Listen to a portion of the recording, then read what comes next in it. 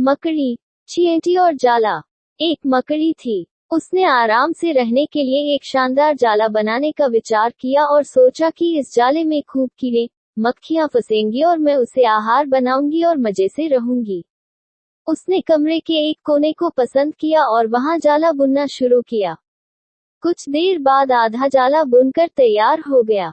ये देखकर वह मकड़ी काफी खुश हुई कि तभी अचानक उसकी नजर एक बिल्ली पर पड़ी जो उसे देखकर हंस रही थी।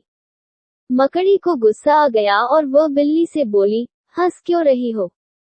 हंसू नहीं तो क्या करूं?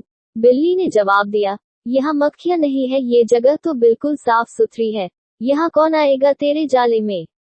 ये बात मकड़ी के गले उतर गई। उसने अच्छी सलाह के लिए बिल्ली को धन्यवाद दिया और जाला अधूरा छोड़कर दूसरी जगह तलाश करने लगी। उसने इधर उधर देखा। उसे एक खिड़की नजर आई और फिर उसमें जाला बुनना शुरू किया। कुछ देर तक वह जाला बुनती रही।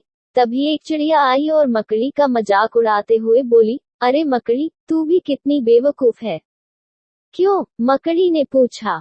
चिड़िया उसे समझाने लगी, अरे यहाँ तो खिड़की से तेज हवा आती है, यहाँ तो तू अपने जाले के साथ ही उड़ जाएगी।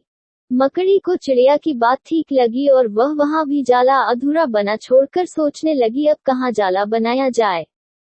समय काफी बीत चुका था और अब उसे भूख भी लगने लगी थी। अब उसे एक अलमारी का खुला दरवाजा दिखा और उसने उसी में अपना जाला बुनना शुरू किया। कुछ जाला बुना ही था तभी उसे एक कॉकरोच नजर आया जो जाले को अचरज भरे नजरों से देख रहा था। मकड़ी ने पूछा, इस तरह क्यों देख रहे हो? कॉकरोच बोला, अरे यहाँ कहाँ जाला बुनने चली आई, ये तो बेकार की अलमारी है। अभी ये यहाँ पड़ी है, कुछ दिनों बाद इसे बेच दिया जाएगा और तुम्हारी सारी मेहनत बेकार चली जाएगी। ये सुनकर मकड़ी ने वहां से हट जाना ही बेहतर समझा।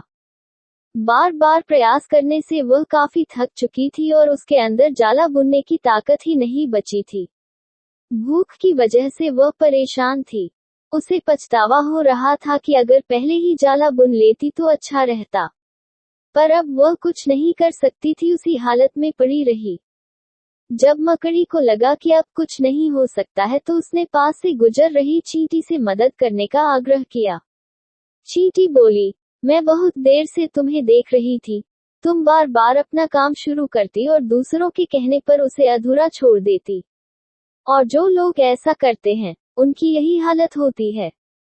और ऐसा कहते हुए वह अपने रास्ते चली गई और मकड़ी पछताती हुई निढाल पड़ी रही।